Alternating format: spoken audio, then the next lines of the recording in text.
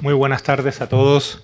Es un placer darles la bienvenida a la Casa de América, un espacio que desde hace más de 30 años trabaja para fortalecer los vínculos entre España y América Latina, promoviendo el diálogo, el conocimiento mutuo y la cooperación en torno a los grandes desafíos compartidos.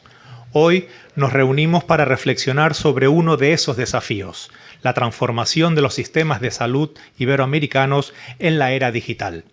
Un reto que interpela no solo a las instituciones, sino también a nuestras sociedades, a nuestras formas de cuidar, de innovar y de garantizar los derechos. La pandemia nos dejó lecciones muy profundas. Nos mostró la urgencia de repensar los modelos de atención, de reforzar la equidad, de incorporar la tecnología sin perder de vista la dignidad humana. Por eso, celebramos la presentación de este documento del Real Instituto Elcano que nos invita a reimaginar la salud pública en América Latina desde una mirada plural, crítica y propositiva. Desde Casa de América compartimos plenamente ese enfoque. Nuestra vocación es ser puente entre instituciones, entre saberes, entre generaciones. Y en ese espíritu colaboramos estrechamente y desde hace muchos años con el Real Instituto Elcano en diferentes iniciativas que promueven el análisis riguroso y el debate informado sobre los grandes temas de la agenda iberoamericana. Esta tarde quiero agradecer especialmente a José Juan Ruiz, presidente del Real Instituto Elcano, por su impulso constante a esta colaboración. También a Silvia Gold, presidenta de Mundo Sano, cuya trayectoria en el ámbito de la salud y la innovación social es referente en toda la región. A Paola Abril Campos Rivera, profesora investigadora en la Escuela de Gobierno y Transformación Pública del Instituto Tecnológico de Estudios Superiores de Monterrey de México. Nos acompañan junto a ellos otras voces excepcionales que aportan una mirada académica, tecnológica y clínica. África Periáñez, con una experiencia pionera en el uso ético de datos para la salud, y Pedro Alonso, de la Universidad de Barcelona, con una trayectoria internacional en salud global que honra este espacio. Deseo que este encuentro nos ayude a pensar juntos, a construir puentes y a imaginar futuros más justos, más saludables y más conectados. Muchas gracias y paso la palabra a José Juan Ruiz, presidente del Real Instituto Elcano.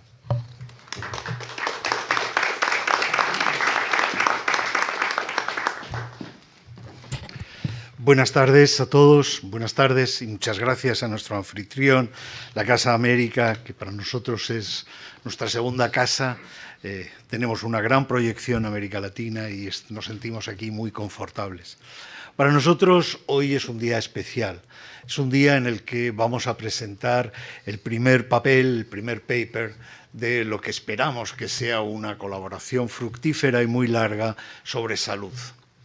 Y probablemente ustedes se pueden pensar qué hace el Real Instituto Elcano publicando papeles sobre salud y sistemas sanitarios. Bueno, probablemente es lo que hace 10 años pensaban aquellos que nos veían publicar sobre cambio climático, o hace 5 los que nos escuchaban hablar sobre defensa.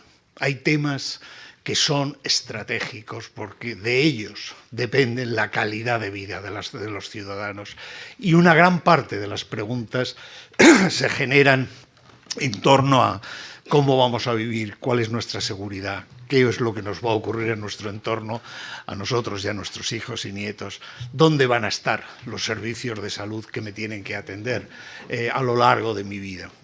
Elcano es, como ustedes saben, una fundación privada, un think tank que se dedica a intentar escudriñar cuáles son los grandes temas y las grandes políticas que hay en el mundo, cómo nos afectan, y sin duda alguna cuando hace 4 o 5 años empezamos a diseñar nuestra agenda de investigación estructural hacia el futuro, vimos que al mismo nivel que las migraciones, las ciudades, el género, la cultura, había un tema transversal que cruzaba todos nuestros ejes de investigación que se llamaba salud. Identificar no es encontrar al partner. Elcano depende de las aportaciones que nos hacen nuestros socios, nuestros patronos, y tardamos tiempo en encontrar a alguien que creyese en ese proyecto para ayudarnos a elaborar esa agenda de investigación y de proyectar esas preocupaciones que teníamos sobre salud. Este partner, este socio estratégico fue Insufarma, y le agradezco muchísimo tanto a Silvia como a Hugo, como a María ahora, el apoyo que prestan al Real Instituto Elcano. Porque estoy absolutamente convencido que el tema de salud es un tema que va a condicionar los debates públicos mucho más y de forma más permanente que los aranceles o las restricciones a las exportaciones de tierras raras. Esto depende de la vida, la calidad de la vida de la gente y saber interpretar, saber qué políticas funcionan, cuáles son las que no funcionan, cómo hay que manejarlo, es un tema central para alguien como nosotros que quiere generar ese bien público del conocimiento. Y hacer que tu primer paper sea sobre Latinoamérica, pues tiene un valor añadido más. Nosotros somos un think tank español, pero en realidad, cuando nos preguntamos a nosotros mismos qué somos, somos el think tank en español, que es algo un poquito distinto y un poquito más amplio. Somos el think tank en español. La mitad de lo que producimos y que la gente se baja de nuestras páginas, toda gratis, sin ningún tipo de muro, sin ningún tipo de pago. La mitad de los downloads de nuestras publicaciones se hace en América Latina. En México, en Argentina, en Perú, en Chile, en Colombia. Y esto para nosotros es muy importante porque en cierta medida creemos que ayudando a América Latina e intentándole hacer partícipe de los grandes temas de la conversación global, también ponemos en valor la perspectiva global del Gobierno de España y de la sociedad española. Sin América Latina, muchos de los problemas que hoy tenemos sobre la mesa, empezando por el cambio climático, los commodities, la alimentación, las crisis demográficas, las migraciones, sin América Latina no hay soluciones europeas. Y esto que para muchos de nosotros es muy fácil de entender, no es tan fácil de entender en Europa. Hay que explicarlo, hay que involucrarse y ahí nos da una enorme satisfacción poder estar aquí en la Casa de América hablando de un tema como salud y hablando y participando y haciendo partícipe a Europa de qué cosas se han hecho ya en América Latina innovadoras en los diseños de los sistemas de salud, la aplicación de tecnologías digital y qué puede aprender Europa de América Latina. El día en que consigamos que Europa no solo intente enseñar a América Latina, sino que intente aprender de América Latina, probablemente estaremos más cerca de llegar a un equilibrio más estable. Yo no les voy a robar más tiempo. Quiero nuevamente agradecer a Casa América, a Insufarma, a ustedes por estar aquí y también aprovechar, ya que yo soy un poquito agitador, aprovechar para que este grupo de trabajo que hemos creado, y agradezco profundamente al Instituto de Monterrey, al Tecnológico de Monterrey, que nos haya ayudado a generar este papel súper interesante, como van ustedes a comprobar con las presentaciones de Paola y África. Creo que una gran parte, pese a ese pesimismo cenizo que hay sobre la tecnología y sus efectos negativos sobre la sociedad, si hay un sector de la sociedad que puede realmente aprovechar la tecnología para mejorar la vida de muchos millones de gentes, esa es la salud. Y creo que esto es lo que vamos a ir viendo en el futuro. Solo para comprometer a Pedro, que ha trabajado en temas de salud global durante mucho tiempo, intentemos que entre este primer paper, que ha costado mucho tiempo producirlo, pero ya está aquí, el que venga, el espacio sea menor, podamos seguir discutiendo de estos temas y podamos seguir intentando aportar soluciones a esta conversación global sobre un tema que sin duda alguna es clave. Muchas gracias. Y le daría la palabra ahora a la doctora Silvia Goul para que se dirija a nosotros. Silvia.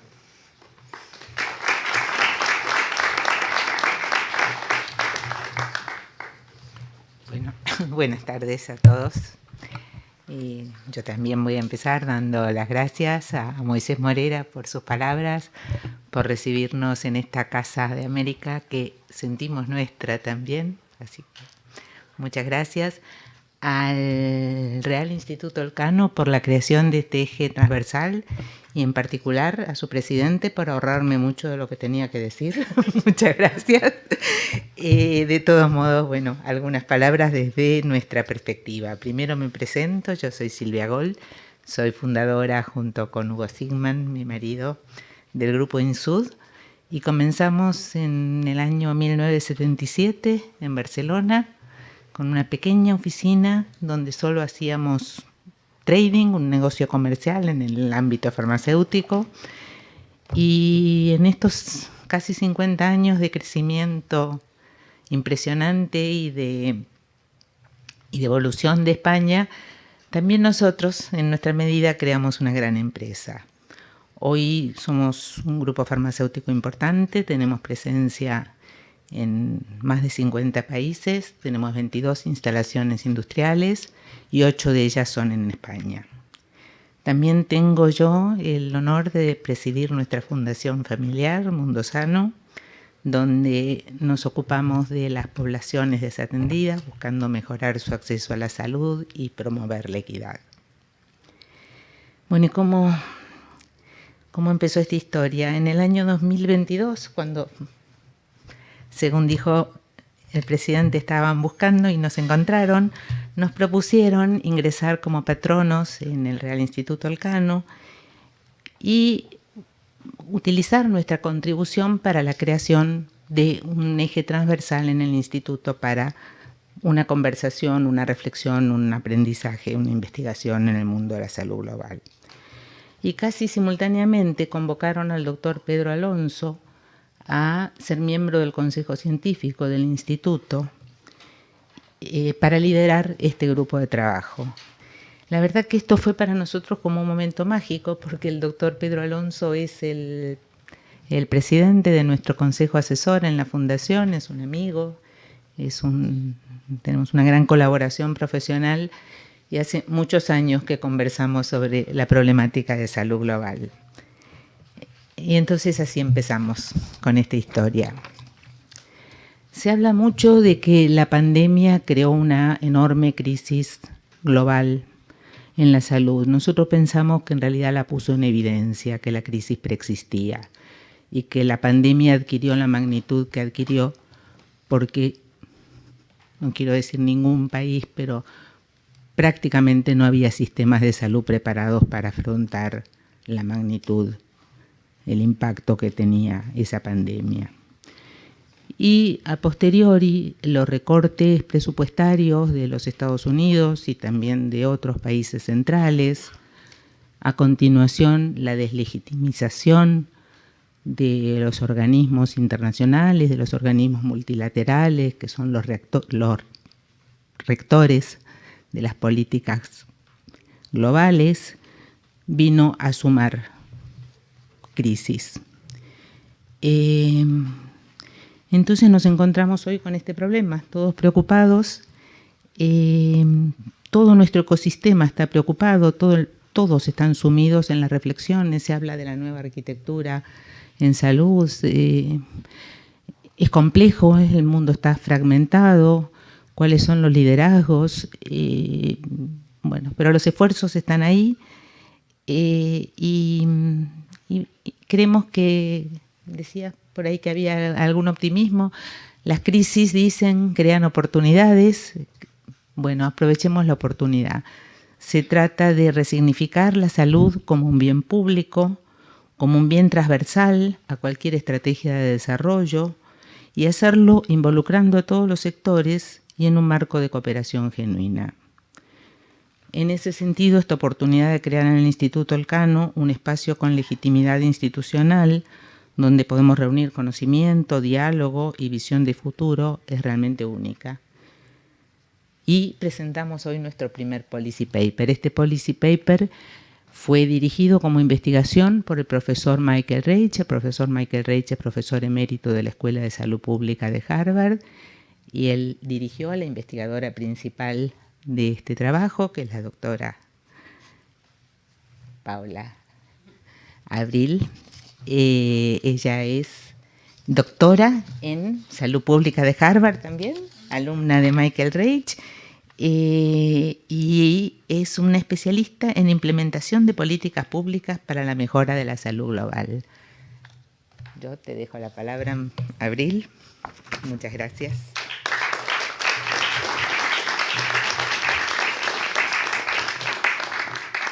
Muchas gracias, Silvia. Muchísimas gracias al Real Instituto Elcano y gracias a la Casa América por generar este espacio de diálogo. Siempre es muy enriquecedor llegar a este punto en un proyecto de investigación en donde uno pone en diálogo los resultados del proyecto con personas, ¿no?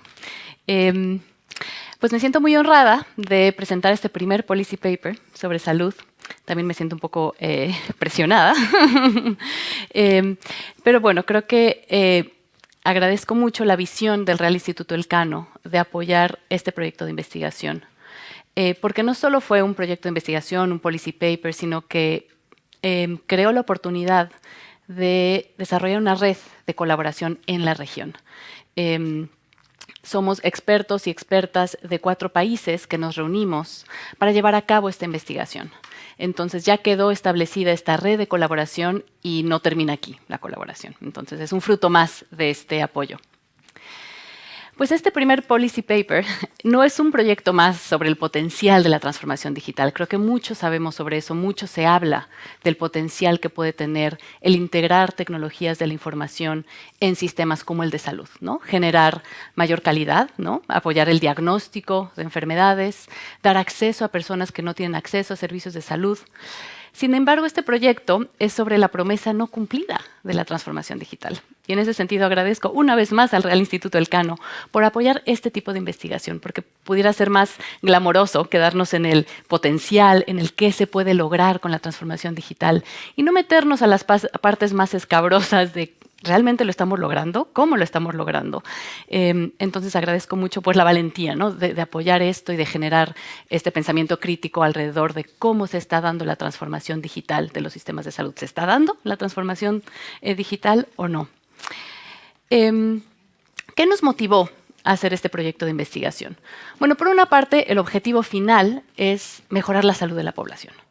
Y una manera es logrando la cobertura universal en salud, ¿no? Que es que todas las personas, no importa en dónde vivan, no importa quiénes sean, tengan acceso a servicios de salud de calidad, que sean oportunos y que esto no les genere inestabilidad económica. Eso es lo que queremos lograr, ¿no? Y eso es lo que debería de lograr un sistema de salud. Sin embargo, estamos muy lejos todavía. De hecho, desde el 2019 se estancó el progreso a nivel global de la cobertura universal en salud. Entonces, bueno, eso nos motiva porque al final vemos que la transformación digital puede ayudarnos a cerrar esta brecha. Sin embargo, pues ahora no, ¿no? Quienes más necesitan el sistema de salud son quienes menos acceso tienen a él. Por otra parte, nos motivó ver que la pandemia sí que resultó en un proceso acelerado de digitalización.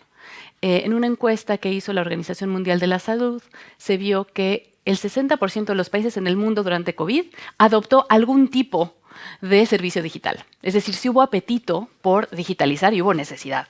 Entonces, vemos ahí la oportunidad. Pero la adopción ha sido lenta. Y no ha sido al nivel de la expectativa, no ha estado al nivel de la expectativa. Aquí unos datos de una encuesta que a mí me pareció muy atinada del Banco Interamericano de Desarrollo. Es una encuesta que hicieron en 10 países de la región, aproximadamente 14,000 respuestas, en donde encuentran esto. 1 de cada 10 personas ha usado teleconsulta en el último año.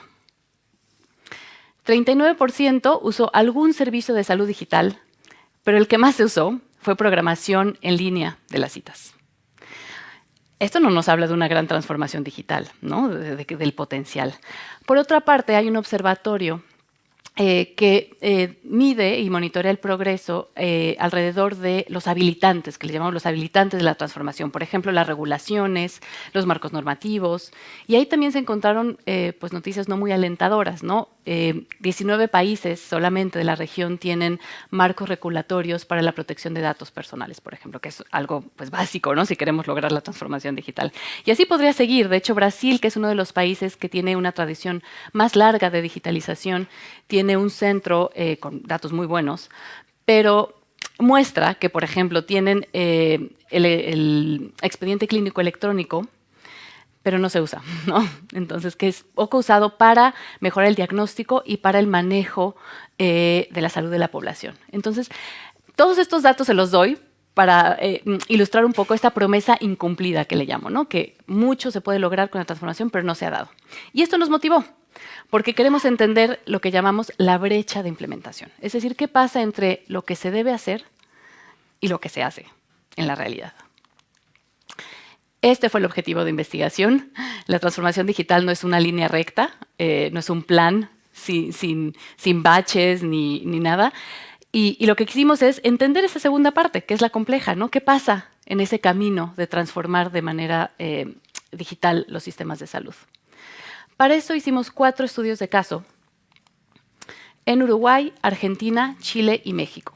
Escogimos 2 países que son como referentes en transformación digital en la región, que son Uruguay y Chile, y además países de ingresos altos, y escogimos Argentina y México, que no son referente en transformación digital en la región, son países de ingresos medios en la región, y pues además muestran una diversidad en el contexto político, ¿no? Tenemos 2 países con gobiernos unitarios y 2 federales. Lo que queríamos era diversidad, no era querer comparar manzanas con manzanas o peras con peras, era querer tener la diversidad para entender esas experiencias que están teniendo los países a la hora de implementar políticas públicas para la transformación digital. En el caso de Uruguay, estudiamos la plataforma que se llama Mi Historia Clínica Digital, que es un portal para pacientes, para que los usuarios entren y puedan ver su información. Argentina implementó la Estrategia Nacional de Salud Digital, que tenía un objetivo más amplio vinculado a la cobertura universal en salud y en mejorar la atención, sobre todo en atención primaria. Desde, obviamente, programación de citas en línea, pero no solo eso, sino tener expedientes clínicos electrónicos, sistemas de información para que el personal médico pudiera tomar decisiones en tiempo real. Y en Chile y en México fueron 2 políticas públicas enfocadas en digitalizar sistemas de información, con el objetivo pues, de tener datos en tiempo real para tomar mejores decisiones de vigilancia epidemiológica, pero también de tratamiento y diagnóstico. Entonces, como pueden ver, son distintas, y ese es el primer, esta diapositiva que les quiero mostrar. Lo que estudiamos fue estos factores, ¿no? En primer lugar, el objetivo de la política pública. ¿En qué medida era un objetivo vinculado a un objetivo sanitario? Porque la transformación digital es un medio para un fin. ¿Cuál es ese fin? Entonces, ¿en qué medida estas políticas públicas tenían explícito este fin en términos de un objetivo sanitario? ¿En qué medida los factores financieros influyeron en la implementación? Los factores técnicos, y no solo de infraestructura, pero también de competencias técnicas de las personas. Los factores culturales y organizacionales. Los factores políticos. Las estrategias de implementación y el equipo de implementación, es decir, quiénes estaban implementando estas políticas públicas. Hicimos 32 entrevistas a actores clave, revisamos documentos de estas políticas públicas para entender justamente esto, qué factores influyeron en la implementación, qué estrategias de implementación funcionaron y cuáles fueron las barreras y los facilitadores en la implementación de la transformación digital. Y bueno, ¿qué resultados obtuvimos? Primero, platicarles que, otra vez, queríamos diversidad y terminamos con diversidad. Vimos que las políticas públicas diferían. Había unos con objetivos claros y acotados, como digitalizar un sistema de información, como en el caso de Chile y México. Otros con objetivos vinculados a estrategias sanitarias. En el caso de Argentina estaba muy vinculada la política pública a su política pública de cobertura universal en salud. Entonces vemos variación en eso. En términos de factores financieros también había políticas públicas con presupuesto y sin presupuesto. Y no fue un factor determinante, y me estoy adelantando un poco a los otros resultados. Factores técnicos. Había políticas públicas con equipos, con médicos informáticos, por ejemplo, y otros no. También había mucha diversidad en la composición del equipo implementador, pero también de la capacidad técnica de los ministerios de salud de implementar la política pública. Había contextos en donde sí había una unidad administrativa específica sobre salud digital y había contextos en los que no, y había contextos en los que se creó una, ¿no? También muy diverso. Con y sin respaldo político. con estrategias de comunicación y sin estrategias de comunicación. Y al final, lo que decía, un equipo de implementación también diverso. Unas políticas públicas fueron impulsadas solamente por médicos informáticos, por ejemplo, o por equipos totalmente informáticos, y otros por equipos multidisciplinarios. Entonces, gran diversidad. ¿Qué encontramos? ¿Qué hizo la diferencia en la implementación de estas políticas públicas? Uno, los factores financieros y técnicos no determinaron el éxito. Sí que pueden ser habilitadores, tener un presupuesto, pero no determinaban el éxito. Y de hecho, vimos políticas públicas que no tenían presupuesto, como la de Argentina, no lograron negociar una línea en el presupuesto para la transformación digital, pero que hicieron otras estrategias creativas, cómo comunicar, cómo escribir, compartir la visión, por ejemplo, de la política pública, que era algo muy importante. Es algo que Chile, por ejemplo, no hizo. Tenía el presupuesto, tenía mucho dinero, de hecho, en la política pública de Chile, pero no logró compartir la visión de lo que se quería lograr, más allá de vamos a quitar el papel y vamos a meter computadoras, ¿no? Ahora, también, ¿qué hizo la diferencia? Vincular la política a la resolución de un problema. Y eso es una conclusión muy importante que a veces digo, bueno, es bastante evidente, pero en realidad no, porque estas políticas públicas no lo tenían. Es decir, la política pública es una acción del gobierno y debe de resolver un problema público. Y estas políticas públicas de transformación digital a veces no están expresadas en términos de qué problema van a resolver y para quién. Casi que es digitalizar por digitalizar, cambiar el papel por computadoras, pero no, ese no es el fin, ¿no? Ese es un medio para lograr un fin. ¿Cuál es ese fin? Entonces, lo que hizo la diferencia fue políticas públicas que explicaban específicamente qué problema resolvían y para quién. El que más se acercó fue Argentina. El de Uruguay lo tenía muy claro. Decían, nosotros lo que queremos es brindar su información a los usuarios, ¿no? Porque es un derecho a la información, es su información. Ahora, no lo lograron bien. Hubo otros factores que se metieron en el camino porque tenían muy bajos usuarios en este portal. Otro factor que hizo la diferencia fue tener estos equipos multidisciplinarios y la inclusión de diferentes perspectivas dentro del equipo que implementa una política pública de transformación digital.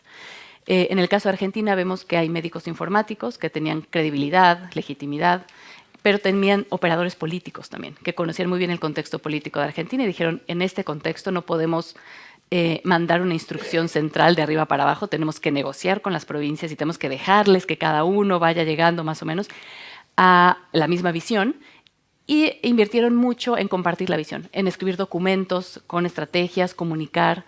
Entonces, esa parte de tener diferentes perspectivas en el mismo equipo ayudó a la implementación de la política pública.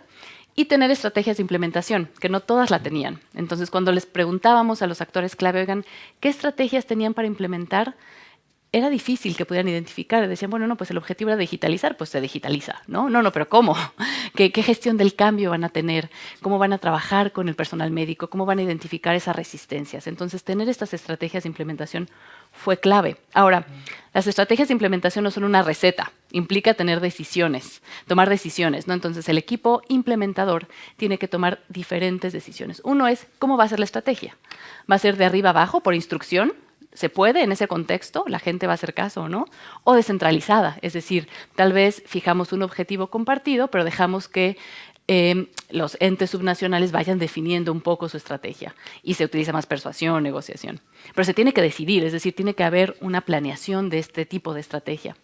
Puede ser gradual o universal y vemos diferentes casos. En el caso de Argentina lo hicieron muy gradual. Empezaron con pilotos, con un centro de salud demostrativo en donde montaron todas las soluciones tecnológicas para mostrar la visión, hacia dónde queremos llegar. Bueno, un centro de salud que tiene información en tiempo real, que las personas llegan y no tienen que hacer fila, etcétera.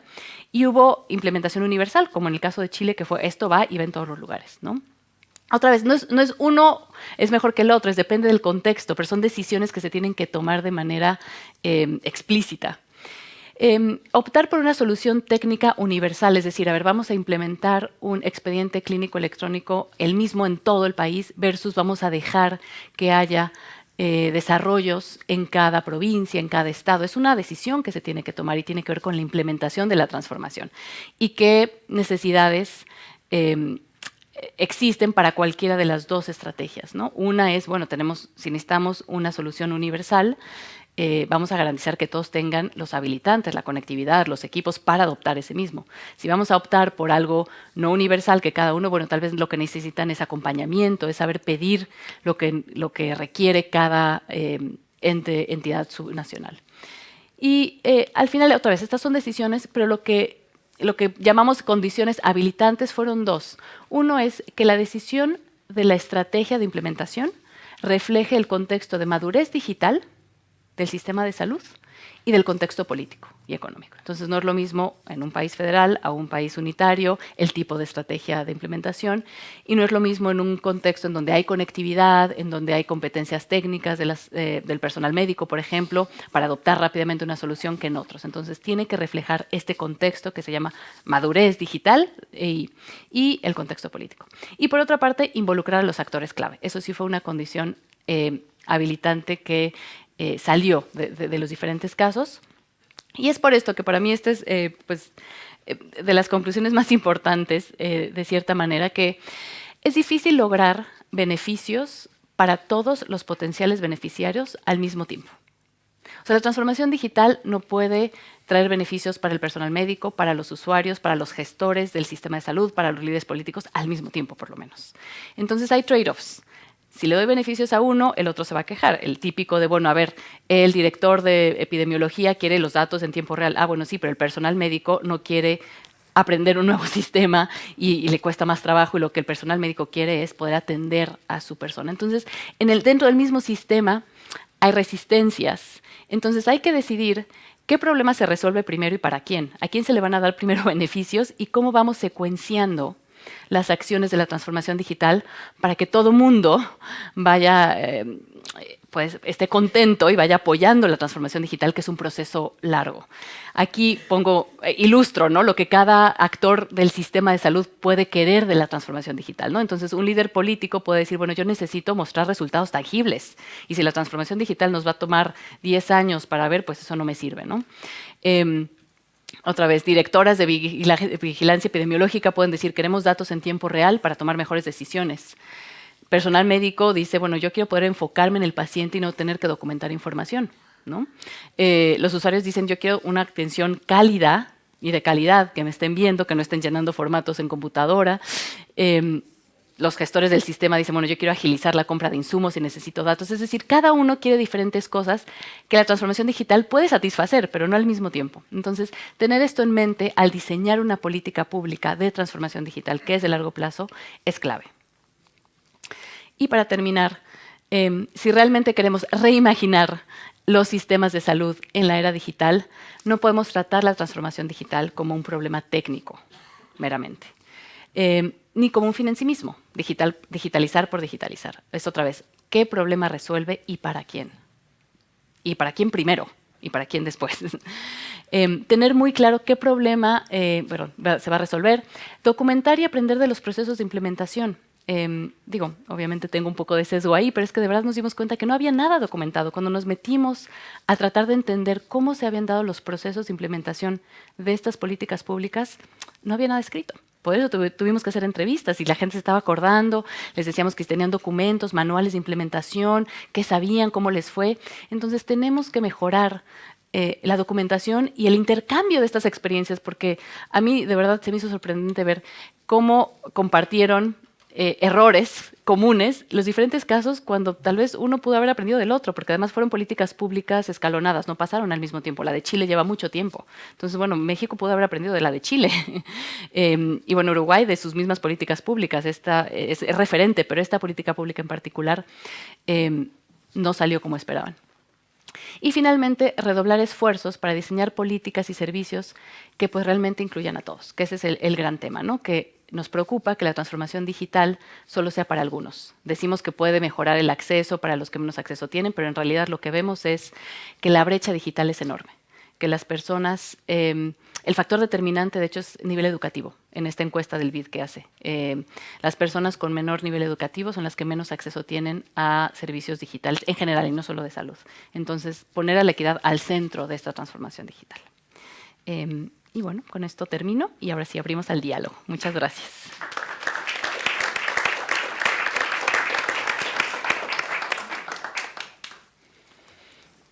Pedro. Yo creía que era África que empezaba. Sí, África. Lo que queráis. Sí. Vale, ¿me escucháis? ¿Esto funciona? ¿Sí? Vale. Bueno, hola a todos, yo soy África Periáñez, quiero explicar un poco mi formación, ¿no? Porque es muy diferente a la del campo, digamos, ¿no? Y a la del resto, ¿no? Mi formación y mi experiencia es tecnológica, soy física teórica, con doctorado en matemáticas y trabajando en inteligencia artificial y ciencia de datos desde hace más de 20 años. Los temas en los que he trabajado con datos de satélites, integrándolos en los sistemas de predicción del tiempo operacional. He trabajado con mi primera startup, fue en Tokio, en el campo de los videojuegos, para predecir comportamiento de jugadores, y la última, antes de movernos a salud global, en Inditex, en la parte pues, de predicción de la demanda, e-commerce, etc. Lo que quiero decir es, venimos de un campo completamente distinto. ¿Cómo estamos aquí? Cuando hablo en plural es por la organización que lidero. Venimos por un experimento de la Fundación Gates. La Fundación Gates decidió qué pasa si traemos un equipo puramente técnico para traer este tipo de conocimiento, de sistemas, ¿no? de crear productos digitales, de darle importancia al dato, a salud global, ¿no? Y desde hace 5 años pues, estamos trabajando en esto. Y bueno, pues para mí este policy paper es buenísimo porque de repente hay un marco teórico de algo que nosotros estamos haciendo a diario, ¿no? Estamos justamente trabajando en crear esa infraestructura de datos, esos productos digitales que sean capaces de resolver los problemas, como ha mencionado Abril, y nos encontramos constantemente con esos problemas. ¿Cómo varía de un gobierno a otro cuando estamos hablando pues, de un gobierno centralizado o de un gobierno que al contrario, pues, descentralizado, ¿no? ¿Cómo afecta eso al final a nosotros dar esos resultados y a poder traer esa digitalización, ¿no? Y esa importancia al dato, que es un poco el foco que nosotros intentamos traer, dato e infraestructura. Y bueno, pues yo no sé si empezar con preguntas para Abril o como... Como quieras. No, Lanza el debate tú. ¿Sí? Oh, bien. Aleatorio. Pues bueno, uno de los puntos, ¿no? que nosotros nos encontramos mucho es la falta de... O sea, has hablado, ¿no? en el trabajo de la falta de alfabetización digital, ¿no? de los usuarios, pero nosotros, que desde luego existe, ¿no? pero nos falta también mucho en la parte de liderazgo dentro de los gobiernos o de algunas de las organizaciones con las que trabajamos. Y eso, claro, afecta mucho porque las decisiones, si el liderazgo no tiene ese conocimiento base, las decisiones que toman luego pues llevan a caminos que nos cuesta redirigir, digamos. ¿Te has encontrado también ese tipo de...? Sí, totalmente. Me acuerdo, de hecho, de una cita de un entrevistado que dijo, es que no sabíamos qué pedir. O sea, no sabíamos ni sabíamos más o menos lo que necesitábamos, pero como no eran gestores, son gestores del sistema de salud, que no necesariamente saben el lenguaje de soluciones tecnológicas, y literal dijo, es que no sabíamos qué pedir, ¿no? Y lo damos por sentado, decir, bueno, en estas decisiones de vamos a dejar que cada provincia o cada estado desarrolle su propia solución tecnológica, pero pues asumimos que saben cómo pedirlo, ¿no? Entonces, en el caso de Argentina, lo que hicieron fue, le llamaban lunes de acompañamiento, como de coaching, y se podían unir los que quisieran de las provincias a intercambiar y a hacer preguntas. Era como un espacio, sí, de coaching para decir, yo estoy pidiendo esto en mi solución tecnológica y me están dando esto y no sé cómo pedir. Entonces, la importancia del acompañamiento y de tener otra vez equipos multidisciplinarios, ¿no? Que sepan, porque también, si solo es médicos informáticos, pues no van a saber lo que necesita el sistema de salud, ¿no? Entonces, Sí, eso es algo, por ejemplo, que nos hemos encontrado mucho, ¿no? Esta falta de comunicación. O sea, nosotros cuando llegamos a Salud Global no sabíamos comunicar, ¿no? Era completamente lost in translation.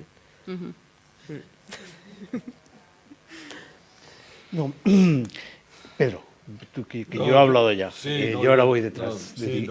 Por mi parte, brevísimamente, antes de lanzar un par de comentarios y preguntas a Abril, un par de comentarios de introducción. Lo primero,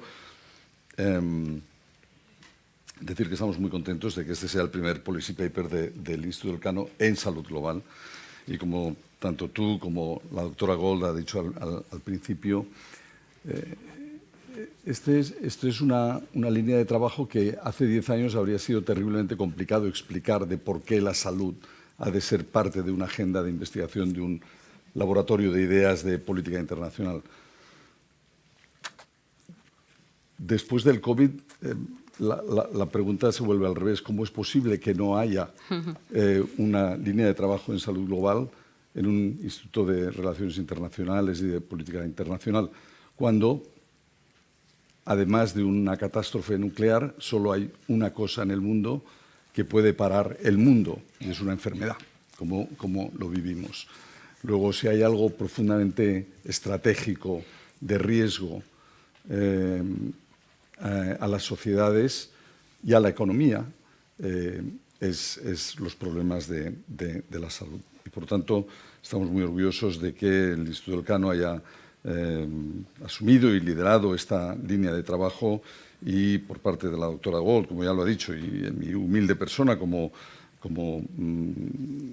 intento de movilizar estas áreas dentro del Instituto, pues estamos muy contentos de este primer estudio, que me gustaría enfatizar, es un estudio, no es un elemento de reflexión viniendo del mundo de las ciencias experimentales o biológicas. No es un elemento de reflexión, es generación de información nueva.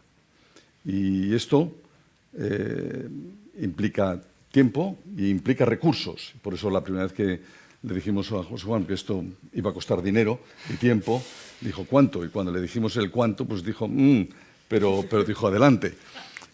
No es, y se ha invertido más de un año, año y medio, porque han sido, como se ha visto en la fotografía, un grupo importante de gente en distintos países, en distintas reuniones, para generar conocimientos y posiciones de nuevo. Por lo tanto, en la línea de salud global queremos generar conocimiento nuevo y que esté basado en datos, en este caso cualitativos, y explicabas muy bien en la metodología del estudio, pero son datos nuevos. Y por tanto estamos muy contentos. Es un estudio que ha liderado Abril desde el Instituto Tecnológico de Monterrey, con la colaboración de Harvard. Y Michael Reich, el profesor Michael Reich, parte de nuestro grupo asesor dentro del Elcano dedicado a la salud global, como lo es también, by the way, África. Por tanto, tampoco es del todo casual que tengamos en un grupo de salud global tecnólogos, en este caso expertos en inteligencia artificial, ayudándonos a definir la agenda y hacerla avanzar. Yendo ya al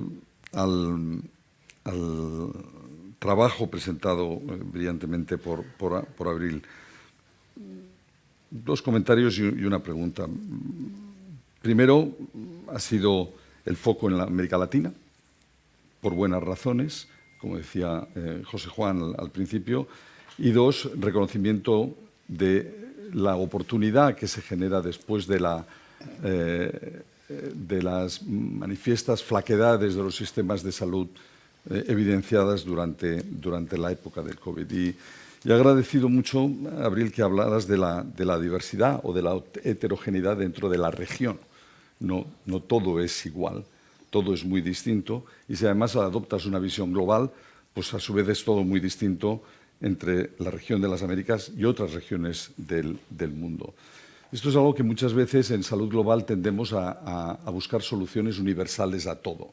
El one size fits all, que dicen los anglosajones, y perdemos la capacidad y la finura de reconocer la heterogeneidad. Y algo que me ha gustado mucho, que tú has enfatizado en tu artículo, el énfasis en el contexto. Si no entendemos el contexto, difícilmente vamos a poder hacer un trabajo adecuado.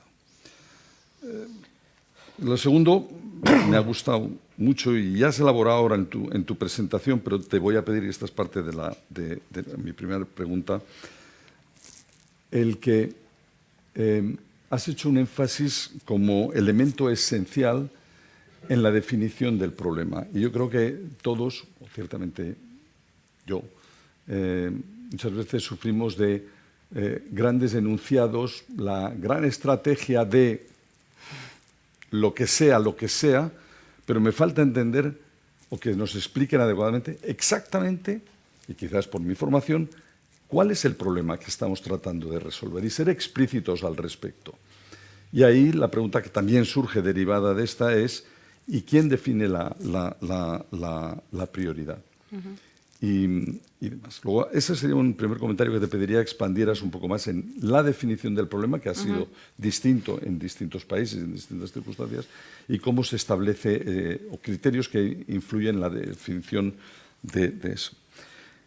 Y el segundo punto, me ha llamado la atención que has hablado de eficiencia, has hablado de efectividad, has puesto un énfasis en cobertura universal, y asumo que subyacente a todo esto, pero creo que no lo nombras de forma tan explícita, es el problema de la equidad. Y si es así, ¿por qué no poner un foco en equidad y solo en eficacia, efectividad, cobertura universal? Sí, de acuerdo. Bueno, la primera. Fue justamente difícil encontrar que las políticas públicas explicaran el problema. O sea, creo que a lo mejor las políticas públicas, por ejemplo, de Argentina, la de Uruguay también, o sea, explicaban lo que querían lograr. Y bueno, uno puede deducir el problema, ¿no? O sea, bueno, queríamos asegurar el acceso a su información de los usuarios, ¿no? Entonces, bueno, el problema pues puede ser que no tenían acceso. Pero tal cual encontrar un párrafo donde dijeran, a ver, el problema es, no estaba, y justo fue una reflexión, decir, a ver, si no lo tienen, por eso a veces se desvían un poco las políticas públicas y se enfocan en, otra vez, sacar el papel y poner computadoras, y ese no era el problema, ¿no? En el caso de Chile también explican que si quieren mejorar la calidad de los servicios, la eficiencia, etcétera. Uno puede decir que hay problemas de calidad, que hay problemas de eficiencia, pero después se desvía un poco y se enfoca mucho en digitalizar por digitalizar un sistema de información, ¿no? Entonces, eso nos llevó a reflexionar sobre la importancia de que en todas las políticas públicas, y así se lo digo a mis alumnos en la escuela de gobierno, por favor, siempre que escuchen un gran anuncio de una estrategia o una política pública, pregúntense a ver cuál es el problema. O sea, ¿sabemos cuál es el problema que quieren resolver? Y lo segundo es, ¿qué meta tienen?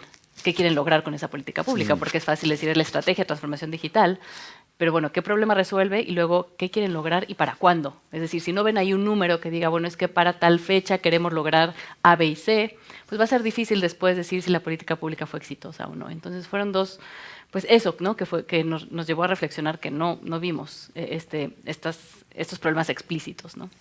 Y sobre todo el para qué, porque ahí está la equidad. Por eso lo pongo también en la primera diapositiva de mi presentación, que fue algo que ya concluimos cuando nos reunimos todo el equipo de investigación. Porque en realidad equidad no fue una de las variables que estábamos estudiando particularmente, porque queremos entender la implementación, no el diseño de la política pública, ¿no? En qué medida se centró en la equidad, esa no era la pregunta de investigación, pero sí que al final dijimos, bueno, si las políticas públicas de transformación digital deben de resolver el problema, la siguiente pregunta es ¿para quién? ¿Y quién decide a quién le toca primero el beneficio, ¿no? Y ahí ya no es pues evidencia empírica, sino es como un principio ético que nosotros creemos que se debe de seguir, que es se debe de priorizar pues las poblaciones vulnerables, las poblaciones que no tienen acceso a los servicios de salud, en ese para quién, ¿no? O sea, si la transformación digital de verdad nos va a ayudar a alcanzar cobertura, etcétera, que para mí es parte, pues debemos de preguntarnos qué problemas se les va a resolver primero a esas personas, ¿no? Que tienen menos acceso. Entonces, ¿Y alguno de los países que has mirado, este elemento de equidad, de acceso, de cobertura universal y específicamente acceso a poblaciones más vulnerables, era explícito?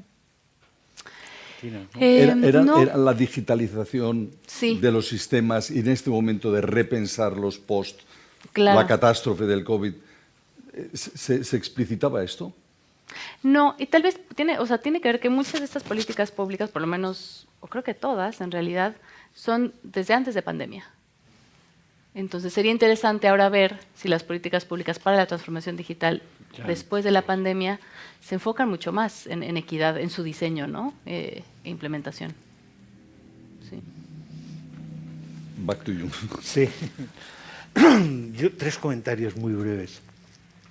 El primero es, yo soy economista y lo van a notar ustedes inmediatamente. Pero hay una cosa que creo que nos une a los que estamos aquí, que es un poco la pasión por lo que haces. Y yo creo que eso se ha notado mucho con Paola, con África, con Pedro, ¿no? Y yo como economista también tengo mis pasiones, ¿no? Entonces, esta idea que tú has mencionado al inicio, de, oiga, esto no es un problema técnico. O sea, ¿cómo defines lo que estás haciendo? Esto no es un problema técnico. Esto es un problema de economía política, de construcción, de instituciones, de gerencia, de gobernanza y de secuencia de procesos. Y entender esto creo que es muy importante y ahí está, ¿no? Yo creo que la gran aportación del trabajo es decir, oiga, ¿qué quiere usted hacer? Dígamelo antes de empezar a hacer cosas. Los economistas de esto sabemos mucho. Cuando alguien... hay fallos de mercado. Todo el mundo sabe que hay fallos de mercado, independiente del tema de equidad.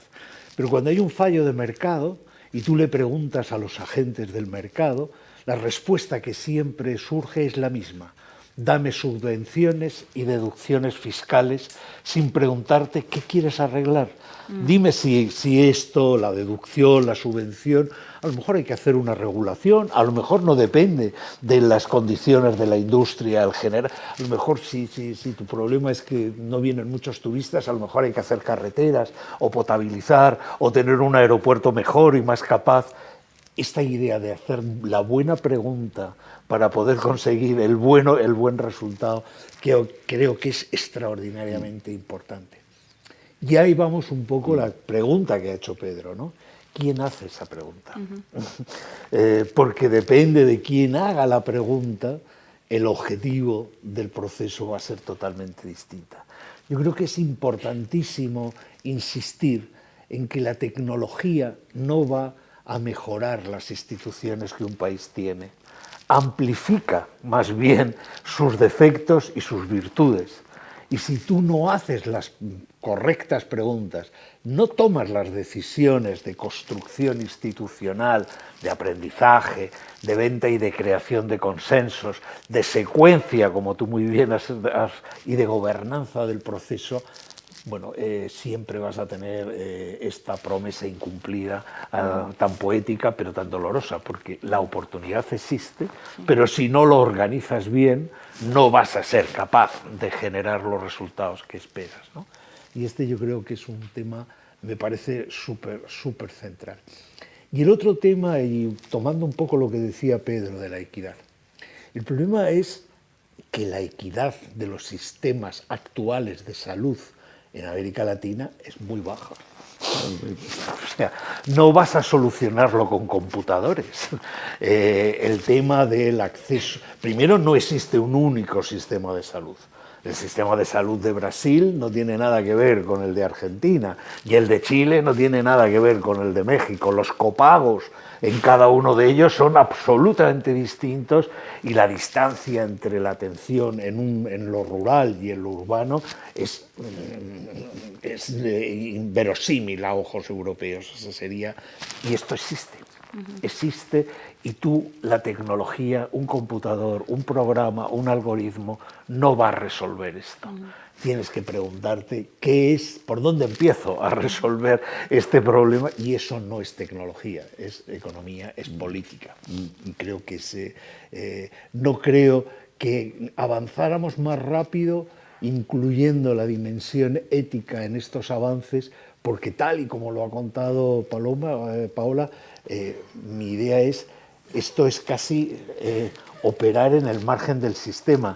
No estamos operando en el centro de mando del sistema, estás mejorando algunas áreas, que el ciudadano tenga más información, que el profesional pueda acceder a una digitalización de las historias médicas, pero esto no es la prestación de los servicios públicos de salud, ¿no? Y esto yo creo que es otro de los temas. De forma que probablemente la humildad, la humildad en lo que te propones es la mejor de las historias. Y me ha gustado mucho otro concepto también muy económico, que son los trade-offs. sea, cuando tú ves el caso de Uruguay, que es un país ejemplar en miles de cosas, ves que quieren hacer este programa, que quieren generar un derecho para los ciudadanos para que puedan consultar sus historias clínicas y saber mejor qué es lo que le ocurre.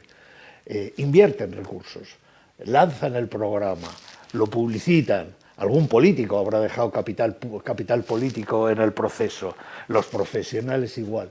Y ves que en un país de 4 millones de habitantes solo lo utilizaron 7.200 personas, dices, ¿por qué? ¿Qué es lo que ha fallado? Bueno, lo que ha fallado es que alguien decidió que la seguridad de los datos era un derecho más importante que el acceso del ciudadano al bien público que querías darle.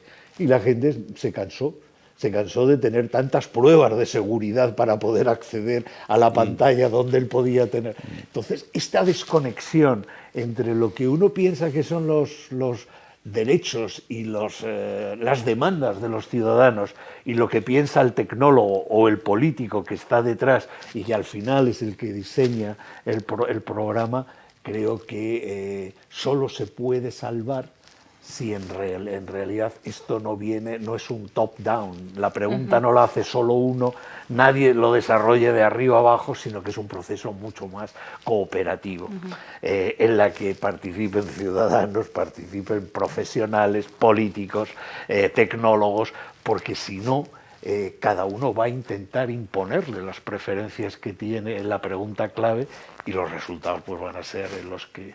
en cambio, un país mucho más desorganizado, aparentemente, como Argentina, sin recursos, es capaz de tener una mejor solución, probablemente porque está mucho más disperso la pregunta y mucho más disperso la gobernanza del sistema, ¿no?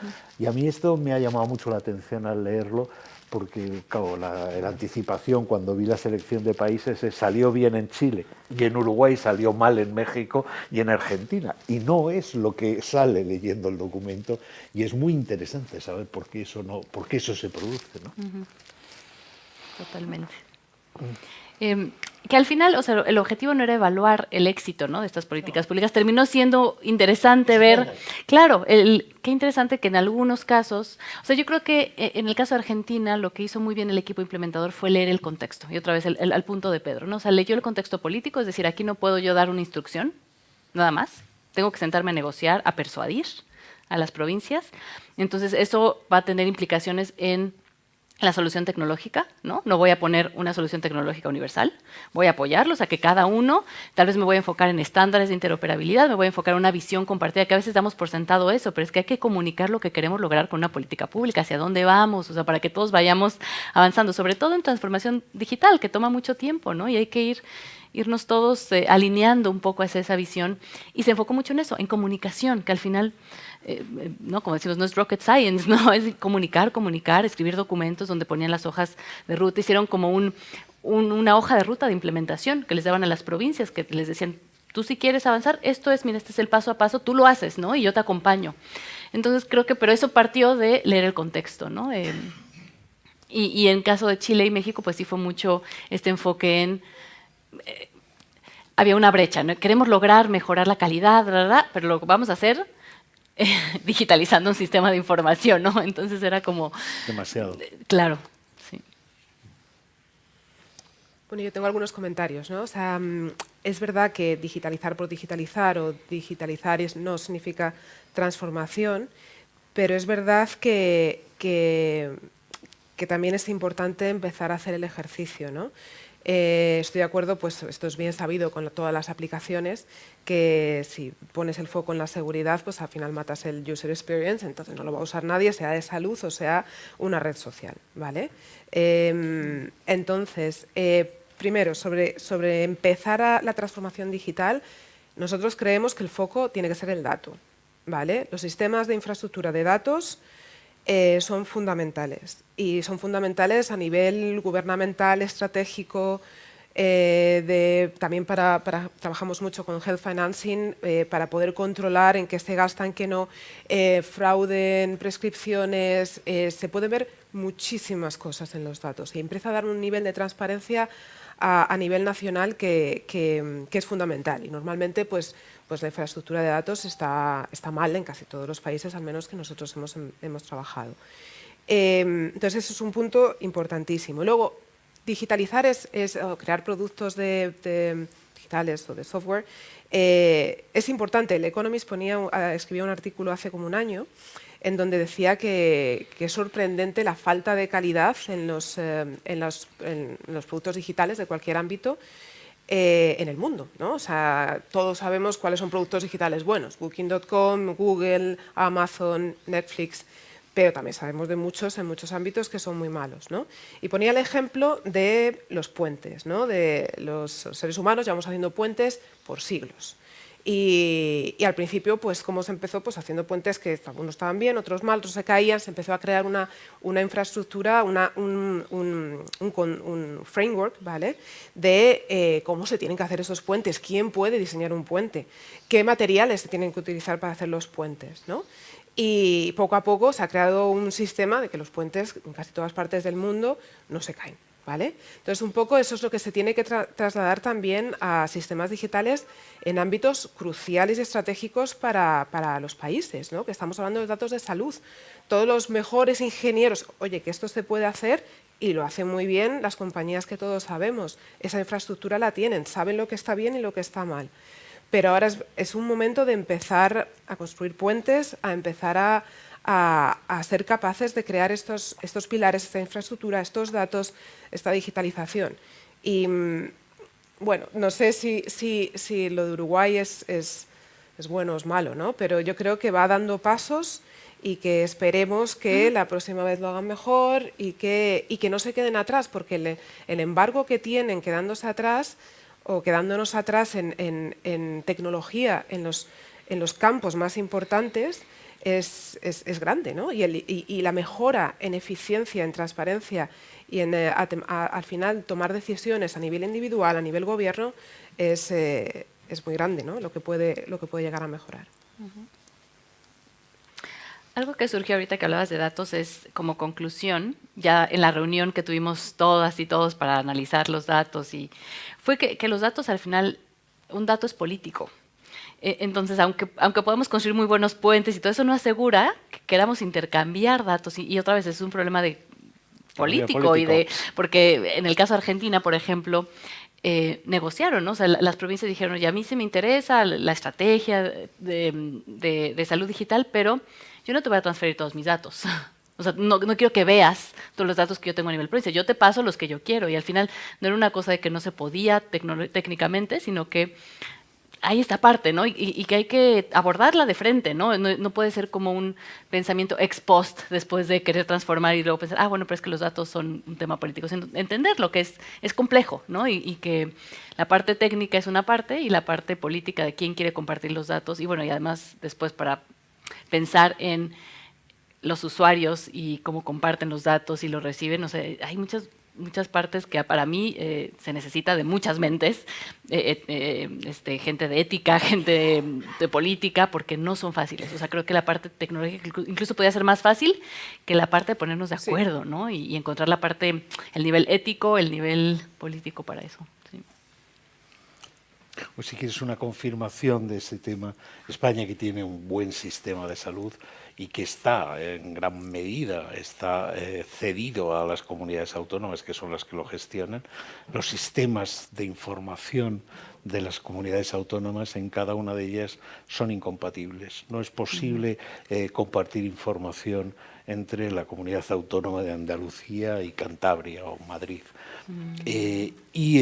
Hay una parte que está en el origen, en el diseño de los sistemas, que es un legacy del pasado, de cómo se hizo, pero hay una parte de que la convergencia, si tú quisieras generarla, y se parece que sería algo positivo, tendrías que explicar qué beneficio vas a obtener y van a obtener tus ciudadanos de que se converja a un sistema o a un algoritmo que permita esa convergencia de datos.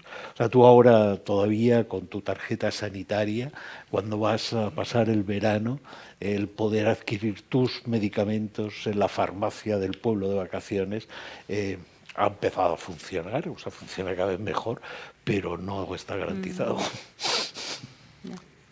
Lo cual induce a un cierto pesimismo, porque esto fue uno de los problemas que se identificó durante el momento del COVID, y es que no había flujo de la información y no se podía actuar en consecuencia, y esto nos ha resuelto 5 años después todavía.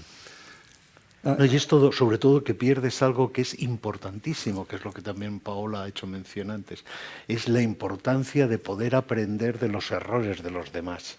O sea, cuando tú tienes un sistema médico descentralizado, los procesos son distintos en cada una de las áreas en función del contexto, de las restricciones financieras, tecnológicas, lo que sea. Pero claro, son auténticos laboratorios para aprender. Y si la experiencia no la puedes transferir, bueno, pues te estás quedando de una manera empobrecedora. Y Pablo, en ese sentido te iba a preguntar, este elemento de aprendizaje, ¿viste tú en el proceso de este estudio y reunir los equipos de los 4 países, y has aludido a ello en un momento dado en tu presentación, se genera una dinámica de aprendizaje, de competencia? ¿Es esto algo escalable a nivel regional o no? Y eventualmente, la pregunta que se derivaría también de todo esto es, ¿cuáles serían los siguientes pasos de un estudio como este? Claro. De lo aprendido, ¿a qué nos llevaría? Claro. Yo diría sí, totalmente, porque esta red de colaboración de investigadoras, investigadores, era muy multidisciplinaria. Había personal médico, de hecho en Uruguay había una médica del ejército, habíamos más personas más de política pública y salud, o sea, realmente veníamos, incluso simplemente llegar a ponernos en la misma página sobre que el objetivo de la investigación era entender la implementación y qué es la implementación. No fue tan fácil, por eso requirió varios talleres, decir, a ver, lo que estamos estudiando es el proceso de implementación, no si fue exitosa, no exitosa, cómo se diseñó, porque a veces es fácil regresar al diseño, a ver, ¿cómo no, procesos de implementación. Entonces, fuimos creando nuestro lenguaje, el marco conceptual nos ayudó mucho, la verdad es que fue un proceso muy enriquecedor que al final nos permitió tener muy buenas discusiones y llegar a estos conclusiones como ajá, momentos ajá, ¿no? De esto, ¿no? Estas cosas de el dato es político, a ver, los actores clave importan, a veces que gane un actor clave significa que el otro pierda en la transformación digital, o sea, estas cosas solo surgieron gracias a estos diálogos. Yo creo que no lo habíamos logrado desde un equipo de investigación en el TEC de Monterrey yendo a estos países, sino esta riqueza. Y lo que sigue es, bueno, ya está establecida la red. Vamos a publicar los casos individuales, queremos escribirlos porque creemos que ahí hay mucha información.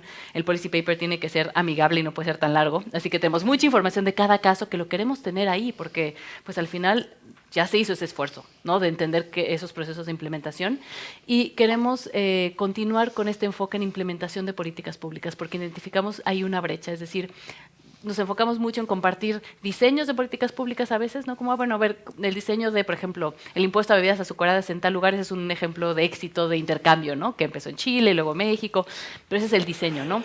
Pero la implementación de políticas públicas es otra parte y cómo generamos pues, conocimiento. Entonces queremos incursionar en otros temas, porque en realidad no era el tema de expertise, yo diría, de la mitad de las personas de la red, pero no de la otra mitad. Entonces venían desde diferentes campos. Entonces nos gustaría incursionar en otros temas, pero siempre con este enfoque de implementación de políticas públicas.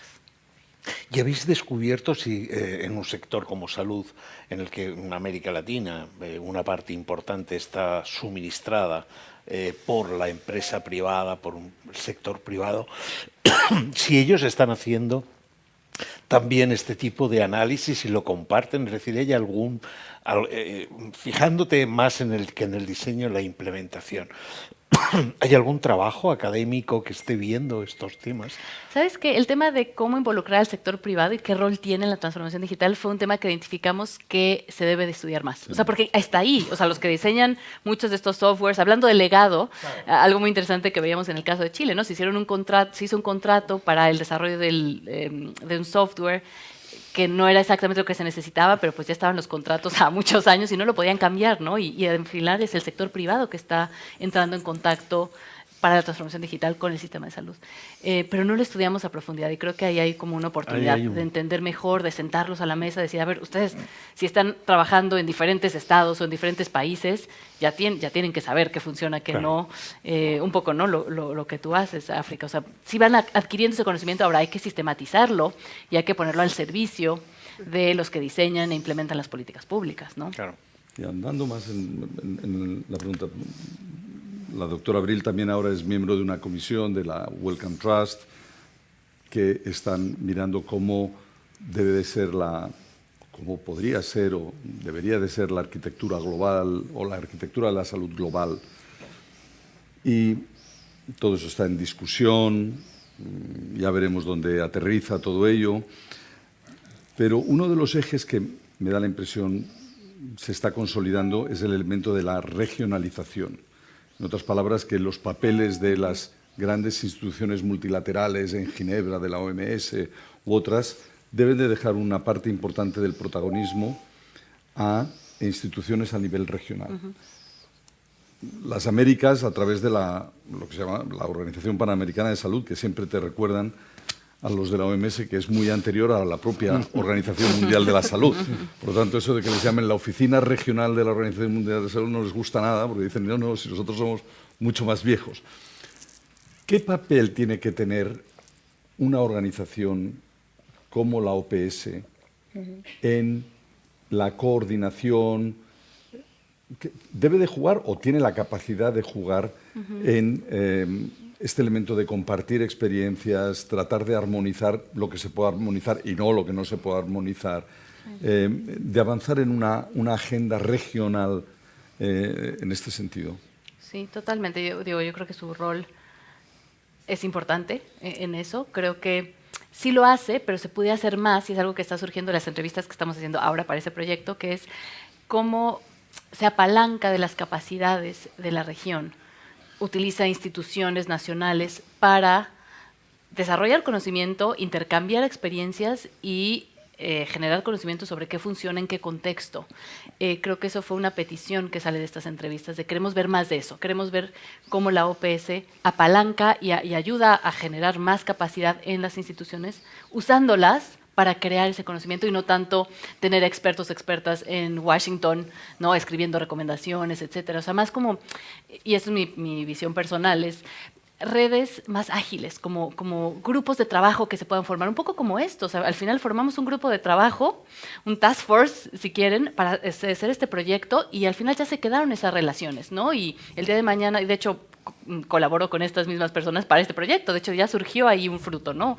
Haber conocido a estos colegas en otros países me ayudó a poder hacer este otro proyecto. Entonces yo creo que tener esa visión más de la OPS como alguien que ayuda a la formación de estas redes ágiles para decir, a ver, ahora vamos a dedicarnos a este tema y vamos a formar un grupo de diferentes expertos de diferentes países a entregar cooperación técnica o acompañamiento a este país, porque entonces se queda la capacidad ahí y no se queda en personas que están en la oficina de OPS, ¿no? Se queda en, por ejemplo, en mi equipo ya tiene experiencia con política pública en Chile, en transformación digital en Uruguay, o sea, así vamos avanzando, yo creo que mejor como región, ¿no? Con capacidades nacionales. ¿Y qué papel tiene? Porque la OPS, como la OMS y otros, no tienen capacidad financiera.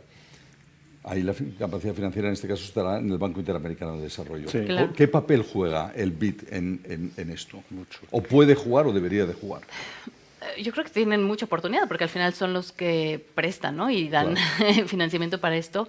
Y sé que lo hacen, ¿no? Tienen comunidades de práctica, yo creo que tratan. Y muchas personas sí hablan de cómo las llevaban a ver otras experiencias. Y eso fue algo bueno de que rescatamos de las entrevistas, ¿no? Cuando hacen estos viajes de intercambio en donde llevan como a una delegación del gobierno de Chile a ver cómo está.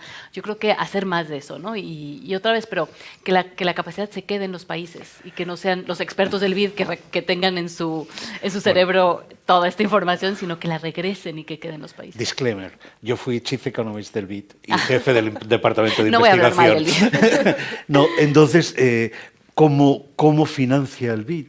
Este es uno de los problemas. O sea, el BID está diseñado para prestar a los estados centrales y tiene solo dos tipos de préstamos, los PBS y los préstamos de proyecto.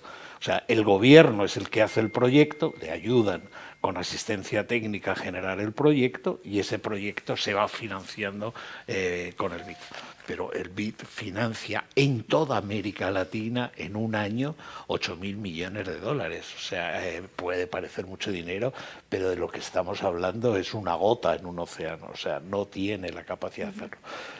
Y solo hay 2 países que se acercarían un poco a lo que estamos aquí comentando, que son México y Brasil, en los que no estás prestándole al Estado central, sino que prestas a los estados y a las provincias. Y ahí es donde hay mucha más creatividad, claro, porque los proyectos son más pequeños y la capacidad de interactuación es mayor, ¿no?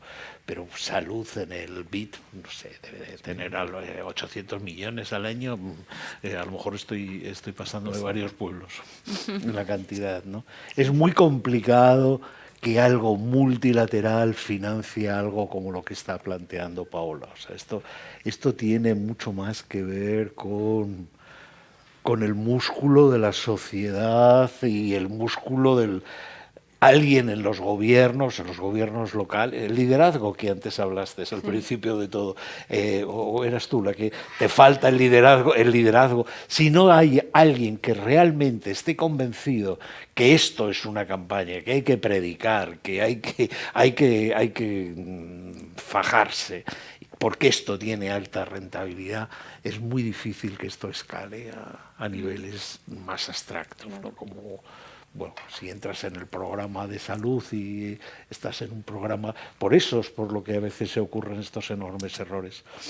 O sea, mi experiencia, que sufrimos mucho el Departamento de Investigación del BID, porque demostramos que el programa de préstamos a los gobiernos para que compraran ordenadores para las aulas, que era One PC for Children, era un auténtico disparate, que la calidad de la educación se deterioraba, no mejoraba.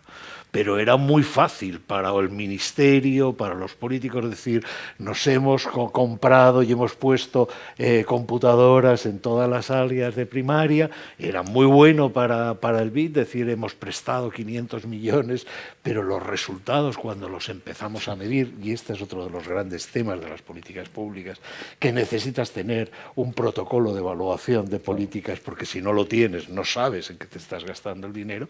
Cuando empezamos a salir diciendo, oiga, esto está, no es que no mejore, es que está haciendo que empeore la calidad y el acceso. Hay otros mecanismos mucho más eficientes que el darle a un niño un ordenador para que lo utilice en el aula. Y esto fue un auténtico shock, ¿no? Tienen que estar dispuestos a aceptar que la evaluación, si es negativa, lo discontinúas. Y este es un problema, por ejemplo, en todo lo que habéis hecho. O sea, cuando a alguien le llegara a Uruguay y le dijeran, oye, 7.200 personas, tu programa, esto se acabó, hay alguien que tiene que explicar por qué se acaba, por qué lo dejamos de hacer, en qué diseñamos mal. Esto es asumir responsabilidades y esto en política es muy complicado. Totalmente.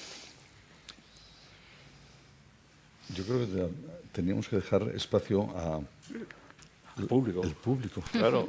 La audiencia. Preguntas del público con comentarios. Ahí tenemos una. Y aquí otra. Una y luego después María. No sé si me quedo de pie, si me siento. Siéntate, Me siento. como más cómoda estés. En primer lugar, bueno, soy Sara Urbaneja, soy becaria del Ministerio de Asuntos Exteriores, Unión Europea y Cooperación. Y en primer lugar, pues muchísimas gracias por la presentación y el estudio que se ha realizado. Y bueno, mi pregunta iba en relación... Espera, es que quiero ver a todos, entonces me voy a poner de pie. Bueno, mi pregunta iba en relación, que se ha hablado de las instituciones, de cómo se había planteado todo esto, y bueno, iba más bien dirigida de si se ha tenido en cuenta dentro de este estudio el factor social y cultural que se tiene que dar en estos casos. Si en alguna de las entrevistas se ha mencionado a lo mejor que el mismo paciente ha sido quien ha tenido un problema con la digitalización, también como se ha mencionado del problema que ha habido de este analfabetismo digital.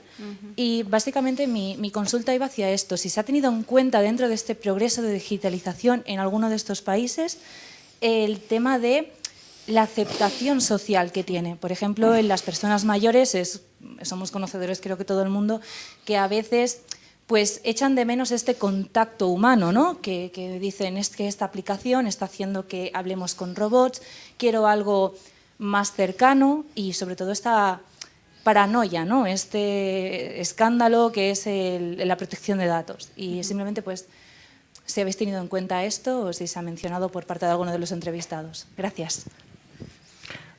María. Sí, gracias, María Luisa.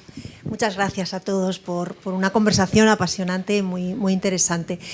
Pensando en el futuro y pensando que nosotros como think tank tenemos como objetivo, bueno, pues tener capacidad de influir en el interés general, ¿no? Y en la toma de decisiones de aquellos que cuidan por el interés general, me preguntaba el siguiente paso de diseminación de los resultados de investigación, ¿no? Y estoy pensando en todos estos estudios de caso, cómo, si habéis diseñado o habéis empezado a pensar, cómo trasladamos las conclusiones a los policy makers para, bueno, pues en el caso, por ejemplo, de Uruguay, que me parece muy evidente, para reencauzar el tiro, ¿no? Porque el objetivo es correcto, se ha implementado con corrección, pero hay una brecha de utilización por parte de los usuarios, ¿no? Entonces, creo que es una información muy valiosa para los policy makers que puedan utilizar este estudio, ¿no? como conocimiento nuevo para reencauzar decisiones de política pública.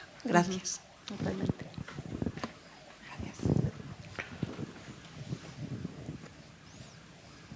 Gracias. Buenas. Yo soy Violeta Villarliste y estoy al frente de un medio de comunicación justamente iberoamericano que se llama La Web de la Salud.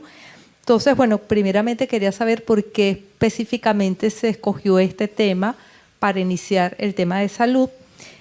Quería también saber, cuando hablamos de transformación digital, hablamos de lo digital, por ejemplo, expedientes o también telemedicina. O sea, ¿cuál de los dos fue el enfoque que predominó? Y reflexionaba sobre cómo el sector, vamos a decir, los médicos privados en el caso de telemedicina se han aprovechado muchísimo el tema de la digitalización. Entonces uno se preguntaría, ¿por qué es tan exitosa la telemedicina privada? Ves, por ejemplo, en el caso de psicólogos y ciertas especialidades, y pasa mucho con el tema de migración, que ves, por ejemplo, psicólogos de un país que tienen comunidades migrantes en otro, ¿sabes? Comunidades latinoamericanas que emigraron a Europa y sus médicos siguen en América Latina, y es un fenómeno interesantísimo porque ellos sí pudieron aprovechar esta fortaleza. Entonces, ¿por qué en el caso de telemedicina, como paciente latino, te cuesta tanto creer en el sistema y sin embargo si lo haces con un médico privado? Entonces es importante ver qué han logrado ellos positivamente para que las personas sí confíen y lo hagan menos con el sistema público. Y bueno, ya para cerrar también el tema ético, porque se ha cuestionado mucho si también la telemedicina, cómo queda el tema ético justamente por esto, por la comercialización de los servicios, el trato con el paciente. Entonces, bueno, es toda una discusión. Gracias. Pues respondo primero, ¿no? Acá. Sí, definitivamente el factor, o sea, teníamos varios factores y el factor organizacional y el factor cultural era clave y lo estudiamos y queríamos ir más allá del típico había resistencia cultural, ¿no? Porque es como, junto con faltó voluntad política, es como dos de las razones que siempre damos porque fracasó una política pública. Y cuando indagábamos más, era justo el tema de, sí, claro que hay un factor de la gente no está acostumbrada tal vez a usar, ¿no? En vez de tomar notas así, de usar el computador, si hay algo ahí, porque estamos cambiando la forma en la que hacen las cosas, pero fue más un tema de que no se planee una gestión de cambio, ¿no? Que tiene que ver con comunicar cuál es el objetivo, comunicar cuál es la ganancia, cuál es el beneficio y verlo, no solo comunicar, porque si no estamos pidiendo que alguien haga algo diferente, por ejemplo, ahora usar una computadora, pero no está viendo el beneficio, pues difícilmente lo va a continuar, ¿no? Una anécdota que nos contaron en una entrevista fue a la hora de poner la programación de citas en línea. Eso causaba conflicto porque el personal médico estaba acostumbrado a juntar sus citas y a las 11 como que hacer un receso, o sea, como que tenían sus propios arreglos internos dentro de la clínica y claro que al tener una programación en línea, pues ahí eran los horarios, no lo podían mover. Entonces, una vez más, entender el contexto y entender lo que conlleva el cambio. No solo es la adopción de una tecnología, sino es la reingeniería de un proceso y entender ese proceso, qué ganancias y qué pérdidas está generando y para quién. Es más el tema, ¿no? Más que, claro que hay una parte de pues que la gente se acostumbre a utilizar la tecnología o alfabetización, pero más es eso, más como entender lo que la gente hace en su día a día y qué procesos van a cambiar, qué se tiene que reingenierar para que cambie, ¿no? Y algo que funcionó, una estrategia que funcionó para acortar esa brecha de pues cultural, que es generacional, ¿no? Que decía, bueno, es que hay un personal médico más grande que no quiere estar usando la computadora o no sabe. Cuando mandaban a personal informático nada más, como que había resistencia, ¿no? Como que los médicos decían, no, tú no entiendes lo que yo hago y es que yo necesito. Pero cuando mandaron a becarios pasantes de medicina más jóvenes, ahí sí, porque entonces es interesante, mantenían como el estatus de yo soy tu mentor, pero bueno, a ver si ayúdame a aprender la computadora y a abrir el expediente, ¿no? Entonces fue una estrategia que utilizó el equipo de Argentina para romper un poco esa brecha y facilitar la adopción de la tecnología. Mari, en cuanto a la difusión, mira, es un tema un poco delicado, porque claro que cuando uno se acerca a un tomador de decisión le dice, oye, es que mira, no tuvieron una estrategia de implementación y no tuviste gestión de cambio, o sea, no se recibe tan bien. Entonces no sé si es con esas personas o simplemente documentarlo, compartirlo. Creo que ese acercamiento con los tomadores de decisiones puede ser delicado justo porque son cosas que faltaron a veces, ¿no? en la implementación. Y para mí unas son un tanto evidentes, entonces tal vez van a decir, bueno, no es que sí lo teníamos, pero y nos pasó con un país, no voy a mencionar cuál, que sí, de repente ya al ver los resultados hubo un poco de resistencia, decir, no, pero es que todo esto fue planeado así. Y fue como, bueno, pues ahí ya qué decimos, ¿no? Entonces, creo que eso es un tema que podríamos platicar más, de cómo nos acercamos entonces, cómo compartimos esta información de manera que no genere una postura defensiva, ¿no? Que al final es, bueno, encontramos, y además no son los únicos, creo que todos comparten, ¿no? Queremos escribir, ¿no? Y hacer más seminarios y webinars para compartir esta información. Entonces, eso de lado. Y la última pregunta, ahora se me olvida. ¿Por qué empezamos por aquí? ¿Por qué empezamos por ahí? Bueno, no sé, ahí. No, hay que hacer un breve comentario que lo complementarán. Al iniciar esta línea, creamos un pequeño grupo asesor y la ambición era, a petición del presidente, generar estudios, generar papers que sean originales, que no sea simplemente más de lo que hacen otros. Y después del COVID, del shock que supuso esto para los sistemas de salud, o como dice la doctora Gold, el visualizar las debilidades que ya estaban allá y que simplemente el COVID lo manifestó o expuso, un tema que parecía evidente era cómo reimaginamos los sistemas de salud post-COVID. Y dentro de esto, ¿qué papel puede jugar o debe de jugar la digitalización? Este es un primer estudio, seguro que hay mucho más que hacer en este campo. Hay otras líneas de trabajo que se están haciendo y otras que se iniciarán. Empezamos de una forma razonablemente modesta, pero buscando originalidad, calidad y relevancia. Y por eso estamos tan contentos de este primer policy paper. Así es. Creo que el tema de telemedicina, ¿verdad? Sí, telemedicina. ¿De telemedicina o si fue más por la fue parte en general, de o sea, proceso? sí, o sea, le llamamos a la integración de tecnologías de la información y digitales. Y puede ser telemedicina, apoyo para decisiones clínicas, todo tipo de servicios digitales, digamos, ¿no? Teleconsulta. Que ahí el tema es justo lo que veíamos en los datos, es creo que nada más alrededor de 19 países en la región tienen marcos regulatorios para facilitar la teleconsulta. Y a veces cuando se tiene el marco regulatorio para la teleconsulta, no se tiene para la receta electrónica. Entonces son el tipo como de ejemplos de, bueno, hay barreras en cada parte. Entonces, lo que vimos fue en general, adopción de tecnologías de la información, o sea, en el caso de Chile y México, en realidad fue digitalizar un sistema de información, no tanto fue la teleconsulta, que bueno, son además las bases para después teleconsulta y todo eso, o diferentes aplicaciones móviles. Bueno, yo creo que muchísimas gracias a Paola, muchísimas gracias a África, muchísimas gracias Pedro, muchísimas gracias a todos ustedes por estar aquí. Muchas gracias a quienes realmente hacen posible esto, que son a nuestros patronos. Muchas gracias, Silvia, Hugo, María. Esto es realmente el inicio de una línea de producción de papers que esperamos que sean tan interesantes como el de hoy, tan innovadores y sobre todo tan independientes y basados en datos. O sea, este es el valor que tiene un poco lo que el Cano puede aportar a la sociedad española, a la sociedad latinoamericana, hacer análisis independientes, basados en datos, con la mejor ciencia y que estén dentro de los grandes temas de la conversación global.